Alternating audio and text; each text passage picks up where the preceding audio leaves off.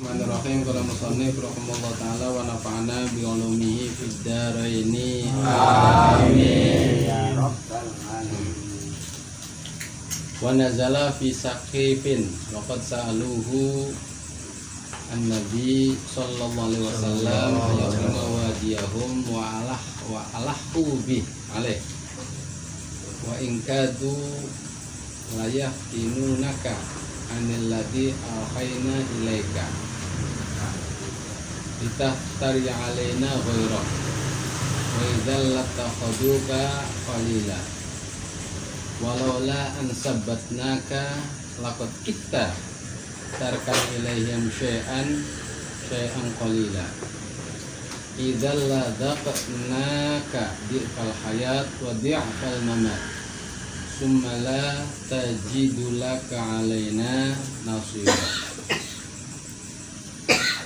Hadirin rahimakumullah, ayat ini turun wa nazala fi Saqif, di golongan Bani Saqif. Saqif itu posisinya ya masih Saudi, cuma bukan tanah haram. Saqif itu bukan tanah haram. Tapi sekarang udah tidak ada Saqif itu. Nama sekarang itu adalah daerah Taif, daerah Taif. Saqif itu sekarang itu namanya Taif. Lah, dan pernah dari golongan Bani Saqif datang ke Nabi. Kata Bani Saqif, Muhammad,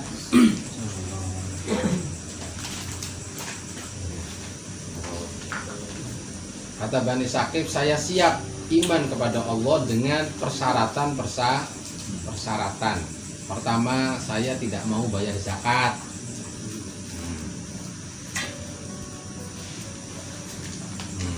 Itu pertama. Kedua, saya tidak harus melakukan jihad perang. Tidak perang. Terus kalau saya sholatnya bebas, tidak ada ruku, tidak ada sujud. Saya mau nanti Islam. Terus saya boleh minum minuman keras. Terus saya makan riba, tidak dilarang.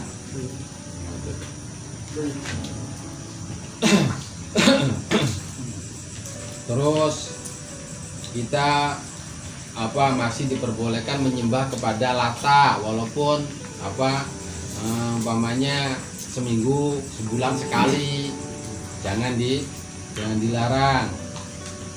Terus daerah saya ini, Saqif ini juga sudah dijadikan tanah haram sebagaimana Mekah. Nanti semua orang Saqif Islam semua, kata Bani Saqif itu, kata Bani Saqif. Lah, Nabi diam waktu dapat tawaran Bani Saqif seperti itu. Lah, orang Bani Saqif disangkanya Nabi akan menyetujui apa yang diharapkan oleh Bani Saqif itu. Ternyata itu turun ayat berupa apa? Ya tadi, wa in kadu la yaftinunaka anil ladzi awhayna ilaika litaftari alaina ghairah wa idzal latakhaduka qalila walau lan sabbatnaka laqad kitta tarkanu ilaihim syai'an illa idzal ladaqnaka difal hayat wa difal mamat summa la tajidu laka alaina nasira. Ternyata dari turun ayat itu Allah tidak memenuhi permohonan Bani Saqif, dan itu diinformasikan kepada Allah cuma akalan-akalan mereka saja. Dan ini bentuk yang sering kali kita melakukan dakwah itu tantangannya seperti ini. Kadang kita ada istilah tawar menawar kontrak lah, kalau itu perjanjian.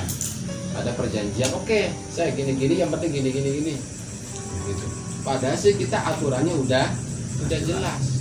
Cara musuh untuk merusak komitmen kita. Itu caranya dengan dia menawar nego yang tujuannya merusak komitmen yang telah kita tetapkan. Nah, sebenarnya kalau kita ikutin ya udah, kita itu akan hancur semuanya, akan hancur semuanya. Yang didapatkan juga tidak mereka itu yang diinginkan. Lah kita udah, oh ternyata kita itu punya komitmen itu cuma sekedar untuk hal-hal yang sifatnya seperti itu. Nah, ini tantangan dakwah benar-benar memahami tentang komitmen yang harus kita pegang. Karena secara harfiah aja, wa ingkadu layahtinuna ka'anilladzi auhayna, hampir saja orang sakit itu kamu terkena fitnah, kamu akan dari berpaling dari apa yang saya wahyukan, kata Allah itu. Hampir saja kamu itu terkena fitnah orang sakit, yang akhirnya kamu berpaling dari wahyu Allah mereka. Litaftarina alaina ghora, akhirnya kamu itu memilih bukan wahyu itu sendiri. Lah kalau kamu seperti itu, latakhaduka khalila, maka musuh-musuhmu itu akan mengambil kamu sebagai khalil. Dan sebenarnya kok musuh mengambil khalil, berarti kita terkena jebakan musuh itu sendiri. Nah, ini juga ya untuk kita masing-masing. Mungkin kita udah momennya tidak pendakwah, tapi kita diri kita sendiri. Ada musuh setan itu. Setan itu kadang-kadang kita akan melakukan kebaikan, dia mencoba. Ya udah, kamu maksiat aja. Nanti kamu tobatnya rajin. Kamu tuh maksiat mangga sedikit saja maksiatnya. Nanti kamu tobatnya benar-benar. Itu kan kamu kalau tobat kan Qur'annya itu mungkin semua. Saya nangis. Iya. Biar kamu nangis. Kamu kan kalau sholat kan malas-malesan. Supaya tidak, itu kamu melakukan dosa dulu. Supaya merasa sedih itu kan musuh itu seperti itu. Lah kalau kita ternyata ngikutin kata-kata musuh setan seperti itu, berarti kita terkena fitnah. Justru dengan kita mengikuti mereka, kita tinggalkan wahyu Allah, kita tinggalkan aturan agama. Itu banyak seringkali terjadi hal seperti itu. Dan ini di semua lini kehidupan, bisnis, politik, kita semuanya itu tuh. Nah, kita kalau tidak benar-benar pegang teguh sama prinsip, ya kita bisa terjebak. Dan kasus Nabi seperti ini itu benar-benar buat pelajaran bagi kita. Hampir saja kamu terkena fitnah akan tipu daya mereka. Gara-gara saya mau beriman, cuma gara-gara itu saja. Yang penting saya gini. Nah, kalau kamu menuruti mereka, berarti apa? Kamu berpaling dari wahyu, dan kamu terkena perangkap oleh mereka. Lakot kita walaula an sabbatnaka, tapi kata Allah, saya tetapkan kamu untuk berpegang teguh dengan kebenaran. Lakot kita tarkon ilaihim syai'an qalila. Dan hampir saja kamu itu cenderung kepada keinginan mereka, walaupun sifatnya sedikit. Dan ini bentuk bahwa Nabi itu yang namanya kecenderungan itu tidak ada sama sekali. Apalagi banyak, sedikit pun Nabi tidak ada. Sebab diri Nabi udah benar-benar ditetapkan maksum.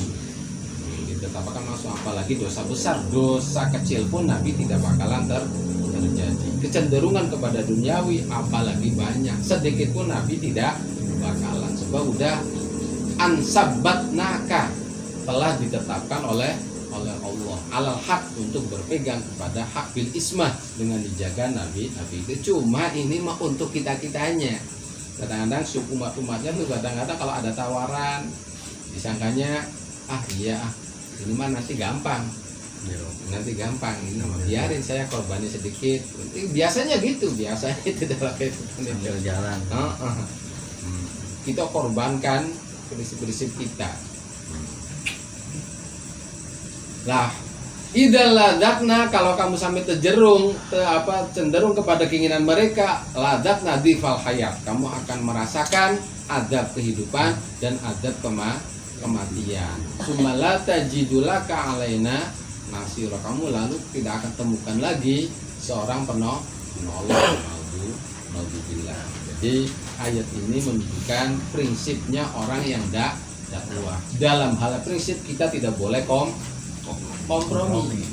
Tidak boleh kompromi. Gitu tuh. Umpamanya ini zakatnya, umpamanya zakat 10%, 25%. Udahlah saya akan masuk Islam. Yang penting zakatnya jangan 25%. 1% saja. Zakatnya 1% saja lah. Lah itu kita mengobarkan wahyu. Dengan iming-iming dia mau masuk, mau ke kita. Sebenarnya dengan kita menuruti mereka, justru kita masuk kepada perangkap mereka sendiri gitu. Sebab kita telah berpaling dari wahyu. Berpaling dari wahyu gitu. Nah, kita harus kuat akan hal itu. Kalau kita sampai seperti itu, kita akan merasakan difal hayat wa difal mamat. Adab dunia, adab akhirat itu. Naudzubillah.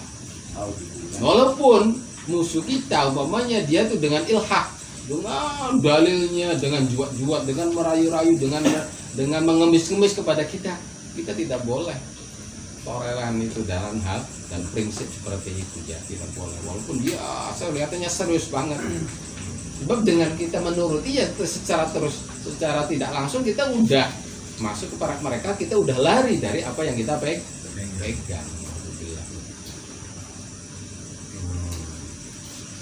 Nah, terus wa in kadu la yastafizunaka min ardi yukhrijuka minha wa idza la yalbatu wa la yalbatu khalfaka illa yalbatuna khalfaka illa qalila sunnata man qadasana qablaka min rusulina wa la tajida li sunnatina tahwila. Kalau di sini menjelaskan tentang kota, kalau sebab nuzul ayat ini itu ada orang Madinah. Nabi Muhammad, kamu itu aneh jadi nabi tapi tetap di Madinah. Kalau nabi itu tetapnya di sana tuh di Syam. Kalau nabi itu tetapnya di Syam. Kamu harus pergi ke sana sebab tidak ada seorang nabi yang tetap di sini, semuanya itu di Syam semua. Gitu tuh. Itu kalau menurut pendapat bahwa ayat ini nazala fi qalahul lamma nazala qala ya in kunta nabiyan fal haqqu bisyam fa innaha ardul ya. Apalagi ada lagi mengatakan bahwa ini bukan nabi dikeluarkan itu gelisah itu bukan dari Madinah tapi dari Mekah. Yang jelas tentang ayat ini yang namanya Quran itu harus perlu tafsir itu seperti ini. Tanpa kita memahami tafsir ayat tadi nazala bisakif, terus ayat ini sulit untuk kita memahami. Dengan tafsir ada pendapat bahwa ini adalah nabi keluar dari Madinah, tafsir lain nabi keluar dari Mekah, bahkan ada tafsir lagi suatu nabi keluar dari Tabuk, itu keluar menuju Tabuk. Wa in kadu la yastafizunaka minal ardi liyukhrijuka minha. Sungguh kamu itu mereka, kalau tafizu kalau makna kamus bahasa Arab kontemporer, istifzaz itu provokasi. Istifzaz itu provokasi. Kalau mustafiz itu provokator. Jadi hampir saja Nabi terprovokasi supaya Nabi keluar dari Mekah. Kalau yang mengatakan liyukhrijuka minal ardi, itu hampir saja Nabi terprovokasi ucapan Yahudi supaya Nabi keluar dari Madinah. Wa idal la yalbatu khalfaka illa qalila. Umpamanya kami maksa pergi ke Mekah, keluar dari Mekah tanpa ada izin Allah dulu, atau Nabi keluar dari Madinah, maka Allah akan tetapkan bumi Madinah akan sebagaimana nabi-nabi yang lain itu akan diadab. Kalau Nabi dikeluarkan dari Mekah, maka Mekah akan terjadi apa? Adab Allah. Dan itu ternyata Nabi keluar dari Mekah, kalau yang dimaksud liyukhrijuka minha, ya terjadi. Semua pembesar-pembesar Mekah itu semuanya mati waktu terjadi perang Badar. Perang Badar. Widal la yabatu khalfaka illa qalila. Qalila. Dan pembesar-pembesar orang Mekah banyak yang mati. Suatu mereka mengusir Nabi dan Nabi keluar, ya benar. Terjadilah perang Badar, akhirnya banyak yang mati. Nah, kalau di Madinah berarti tidak terjadi sebab Nabi tidak keluar dari Madinah. Jadi berandai-andai umpamanya ini ayat ini nazala lima qalul yahud in kunta nabiyyan fahku bisyam, berarti Nabi suruh keluar dari Madinah. Andai kata, dan itu hampir Nabi terprovokasi untuk keluar dari Madinah. Umpamanya terjadi seperti itu, udah hancur lebur namanya kota Madinah. Tapi Allah wa in kadu la yastafizunaka min ardi yakhrujuka minha wa idal la yabatuna khalfaka illa qalila sunnata man arsalna qablaka min rusulina walan tajida li sunnatina tahwila. Sebab udah ada di sunnah Allah, kebiasaan Allah, bila mana ada nabi terusir dari suatu daerah, maka daerah itu akan dihancurkan gitu, akan dihancurkan. Nah, umpamanya Nabi terusir dari Mekah, penduduk Mekah, pembesar Mekah ya hancur. Itu kejadiannya waktu terjadi perang Badar. Nah, itu juga tentang menjelaskan, ayat ini menjelaskan tentang sunnatullah.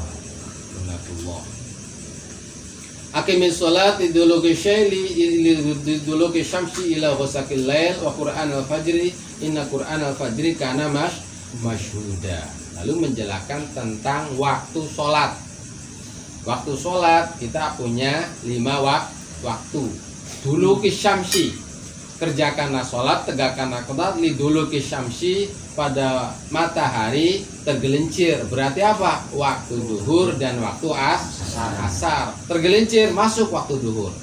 Sampai bayangan sama lebih dengan sesuatu yang ada bayangannya lebih masuk waktu asar. Itu akimis sholat liduluki syamsi, kita mesti kerjakan sholat duhur dan asar ila ghasaqil lail, sampai masuknya malam. Berarti menunjukkan waktu sholat maghrib dan sholat isya. Pas waktu maghrib itu apa? Itu mulai masuk malam. Masuk malam kita sholat maghrib. Tidak lama lalu masuk sholat isya. Itu jadi ghasaqil lail, menunjukkan 2 waktu, yaitu waktu maghrib dan sholat isya. Wa qur'anal fajri, dan sholat subuh. Kenapa bahasanya Qur'ana? Akim Qur'anal fajri. Sebab sholat subuh itu berbeda dengan sholat-sholat yang lain. Seringkali biasanya sholat subuh itu ya baca Qur'annya rada sedikit lama, rada sedikit panjang. Inna Qur'anal fajri kana masyhuda. Sebab sholat subuh itu ada pesaksian malah malaikat waktu siang dan waktu malam. Tasyaduhu malaikatul lail wa malaikatun nahar. Berarti di sini kalau kita ditanya sholat yang paling utama, tetap sholatnya itu sholat asar. Tapi kalau dalam praktek kita sholat jamaah, yang paling utama adalah sholat jamaah, sholat subuh. Quran al-fajri, inna Quran al-fajri kana masyhuda. Hanya pada malam ini tentang pembahasannya pertama itu bagaimana kita dalam berdakwah pasti banyak tantangan.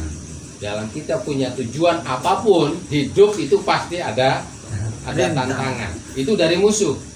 Dan kita mesti paham. Kita jangan sampai kita punya komitmen yang kuat itu kita dihancurkan gara-gara mengikuti salah satu keinginan musuh dengan iming. Sebab dengan kita mengikuti dengan iming-iming itu secara tidak langsung kita tinggalkan komitmen kita yang telah pegang kuat itu sendiri. Itu harus kita jelilah, harus kita waspada dengan hal hal itu. Dan Nabi tidak bakalan terjadi seperti itu sekedar untuk pelajaran bagi kita. Kedua, bahwa memang sunatullah itu barang siapa yang kalau nabi-nabi, umat nabi-nabi terdahulu dihancurkan karena mereka ingkar kepada nabinya, dan tidak ada dihancurkan kecuali nabi itu suruh pergi dari negerinya baru dihancurkan. Dan hampir-hampir orang Madinah, kalau ini sesuai dengan tafsir Jalalain, nabi itu terprovokasi dengan kata-kata orang Yahudi. Kamu itu kalau jadi nabi ya sana di Syam, jangan di Madinah gitu tuh. Di Madinah lah. Umpamanya Nabi ikutin, itu yang ada di Madinah akan dihancurkan oleh Allah. Dan itu juga tentang masalah waktu sholat itu ada 5. Tapi dalam Islam selain waktu sholat itu 5, juga ada waktu yang diharamkan sholat, seperti habis asar, habis subuh, pas matahari tepat ada di tengah-tengah langit. Waktu sholat yang wajib ada 5. Waktu yang haram juga ada 5. Ada 5. Dah, wallahu alam bishawab.